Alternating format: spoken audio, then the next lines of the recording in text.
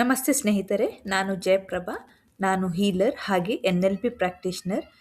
ನಿಮಗೆಲ್ಲರಿಗೂ ಟ್ರಾನ್ಸ್ಕ್ವಿಲ್ touch Kannada YouTube ಚಾನೆಲ್ಗೆ ಸ್ವಾಗತ. ಇವತ್ತಿನ ವಿಡಿಯೋದಲ್ಲಿ ಮನೆಯಲ್ಲಿ ನಾವು ಸಣ್ಣ ಸಣ್ಣ ಮಿಸ್ಟೇಕ್ ಮಾಡೋದ್ರಿಂದ ಯಾವ ಥರ ಮನೆಯ ಎನರ್ಜಿ ಕಡಿಮೆ ಆಗ್ತದೆ ಅಂತ ನೋಡೋಣ. ಹಾಗೆ ಈ ಥರದೆಲ್ಲ ಸಣ್ಣ ಪುಟ್ಟ ಮಿಸ್ಟೇಕ್ಗಳನ್ನು ಮಾಡಿಕೊಂಡು ಮನೆಯಲ್ಲಿ ನೆಗೆಟಿವ್ ಎನರ್ಜಿ ಜಾಸ್ತಿ ಆಗುತ್ತೆ. ಯಾವುದೆಲ್ಲ ಸಣ್ಣ ಪುಟ್ಟ ಮಿಸ್ಟೇಕ್ಗಳು ಅಂತ ನೋಡೋ ಮೊದಲು ಯಾರಾದರೂ ಫಸ್ಟ್ ಟೈಮ್ ನನ್ನ ಯೂಟ್ಯೂಬ್ ಚಾನೆಲ್ ನೋಡ್ತಾ ಇದ್ದರೆ ಲೈಕ್ ಮಾಡಿ, ಶೇರ್ ಮಾಡಿ, ಹಾಗೆ ಸಬ್ಸ್ಕ್ರೈಬ್ ಮಾಡಿ. ಕೆಲವು ಮನೆಗಳಲ್ಲಿ ಟ್ಯಾಪಲ್ಲಿ ಹಾಗೆ ಪೈಪಲ್ಲಿ ನೀರು ಹೋಗ್ತಾ ಇರುತ್ತೆ, ಅಂದರೆ ಪೈಪಲ್ಲಿ ಲೀಕೇಜ್ ಇರುತ್ತೆ. ಅದನ್ನು ಹಾಗೇ ಯೂಸ್ ಮಾಡ್ತಾರೆ ವಿನಃ ಅದನ್ನು ರಿಪೇರಿ ಮಾಡಿಸಲ್ಲ. ಅದು ಮನೆಯಲ್ಲಿ ನೀರಿನ ಹರಿವು ಬ್ಯಾಲೆನ್ಸ್ ಆಗಿಲ್ಲ ಅಂದರೆ ಆರ್ಥಿಕ ಮುಗ್ಗಟ್ಟು ಜಾಸ್ತಿ ಆಗುತ್ತೆ. ಇದು ಸಿಂಪಲ್ ವಿಷಯ, ಆದರೂ ಇದರಿಂದ ಫೈನಾನ್ಷಿಯಲ್ ಲಾಸ್ ಜಾಸ್ತಿ ಆಗುತ್ತೆ.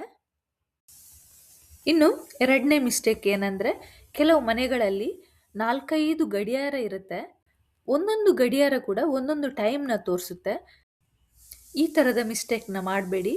ಎಲ್ಲ ಗಡಿಯಾರಗಳು ಒಂದೇ ಟೈಮ್ನ ತೋರಿಸ್ಬೇಕು. ಇನ್ನು ಕೆಲವು ಮನೆಗಳಲ್ಲಿ ಯಾರಾದರೂ ಗಿಫ್ಟ್ ಕೊಟ್ಟಿರ್ತಾರೆ ಅಂತ ಇಟ್ಕೊಂಡಿರ್ತಾರೆ.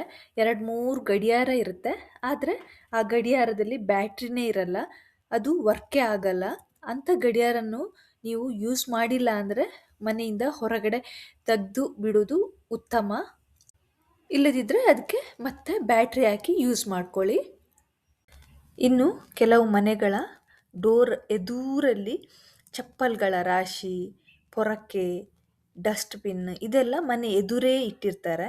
ಇದೆಲ್ಲ ಆದಷ್ಟು ಮನೆಯ ಎಂಟ್ರೆನ್ಸಿಗಿಂತ ಸ್ವಲ್ಪ ಸೈಡಿಗಿರಬೇಕು, ಹಾಗೆ ನೀಟಾಗಿ ಜೋಡಿಸಿರಬೇಕು. ಯಾವಾಗಲೂ ಕೂಡ ಮನೆಯ ಮುಂಭಾಗ ಕ್ಲೀನಾಗಿ ಅಟ್ರ್ಯಾಕ್ಟಿವ್ ಆಗಿರಬೇಕು. ಅಲ್ಲಿಂದನೇ ನಾವು ಮನೆಯೊಳಗೆ ಪಾಸಿಟಿವ್ ಎನರ್ಜಿನ ಅಟ್ರ್ಯಾಕ್ಟ್ ಮಾಡ್ತೇವೆ. ಇನ್ನು ಕೆಲವು ಮನೆಗಳಲ್ಲಿ ಒಡೆದ ಕನ್ನಡಿ, ಅಂದರೆ ಬ್ರೋಕನ್ ಆಗಿರುವ ಮಿರರನ್ನು ಅದನ್ನೇ ನೋಡಿಕೊಂಡು ಡ್ರೆಸ್ಸಿಂಗ್ ಮಾಡ್ಕೊಳ್ತಾರೆ, ಆದರೆ ಅದನ್ನು ಚೇಂಜೇ ಮಾಡಿರಲ್ಲ. ಅದೇ ಥರ ಇನ್ನು ಕೆಲವು ಮನೆಗಳಲ್ಲಿ ಫರ್ನಿಚರ್ ಎಲ್ಲ ಡ್ಯಾಮೇಜ್ ಆಗಿರುತ್ತೆ, ಆದರೂ ಅದನ್ನೇ ಯೂಸ್ ಮಾಡ್ತಾ ಇರ್ತಾರೆ. ಅಟ್ಲೀಸ್ಟ್ ಹೊಸ್ತು ತಗೊಳ್ಳೋಕ್ಕೆ ಆಗಿಲ್ಲ ಅಂದರೂ ಅದನ್ನಾದರೂ ರಿಪೇರ್ ಮಾಡಿಕೊಂಡು ಯೂಸ್ ಮಾಡ್ಕೊಳ್ಳಿ. ಇಲ್ಲಾಂದರೆ ಮನೆಯಿಂದ ಹೊರಗಡೆ ಇಟ್ಟುಬಿಡಿ. ಹಾಗೆ ಒಡೆದ ಮಿರರನ್ನು ಕೂಡ ಯಾವತ್ತೂ ಕೂಡ ನೋಡಬೇಡಿ. ಇದರಿಂದೆಲ್ಲ ಮನೆಯಲ್ಲಿ ನೆಗೆಟಿವ್ ಎನರ್ಜಿ ಜಾಸ್ತಿ ಆಗ್ತಾ ಹೋಗುತ್ತೆ. ಇನ್ನೊಂದು ಮೇಯ್ನ್ ಮಿಸ್ಟೇಕ್ ಏನಂದರೆ, ಎಷ್ಟೇ ಬಟ್ಟೆ ಇದ್ದರೂ ಮತ್ತೆ ಮತ್ತೆ ಬಟ್ಟೆನ ತಗೊಳ್ಳೋದು, ಮತ್ತೆ ಮತ್ತೆ ಬಟ್ಟೆನ ರಾಶಿ ಹಾಕ್ಕೊಳ್ಳೋದು. ಅದು ಯೂಸ್ ಮಾಡೋದು ಇಲ್ಲ, ಬೇರೆಯವರಿಗೆ ಕೊಡೋದು ಇಲ್ಲ, ಹಾಗೆ ಬಟ್ಟೆನ ಇಟ್ಕೊಂಡಿರ್ತಾರೆ. ಯಾವಾಗ ಬಟ್ಟೆಗಳನ್ನು ರಾಶಿ ಹಾಕಿ ಇದ್ದ ಜಾಗದಲ್ಲೇ ಇರುತ್ತೆ, ಆವಾಗ ಅದರಲ್ಲಿ ನೆಗೆಟಿವ್ ಎನರ್ಜಿ ಜಾಸ್ತಿ ಆಗ್ತಾ ಹೋಗುತ್ತೆ. ನೀವು ಯೂಸ್ ಮಾಡ್ಕೊಳ್ಳೋ ಹಾಗಿದ್ರೆ ಆ ಬಟ್ಟೆನ ಯೂಸ್ ಮಾಡ್ಕೊಳ್ಳಿ. ಇಲ್ಲದಿದ್ದರೆ ವರ್ಷಕ್ಕೆ ಒಂದು ಸಲ ಆದರೂ ಕಬೋರ್ಡಿಂದ ತೆಗೆದು ವಾಶ್ ಮಾಡಿ ಬಿಸಿಲಿಗೆ ಹಾಕಿ ಒಣಗಿಸಿ ತೆಗೆದಿಡಿ. ಇಲ್ಲದಿದ್ದರೆ ಯಾರಿಗಾದರೂ ಕೊಟ್ಟು ಬಿಡಿ.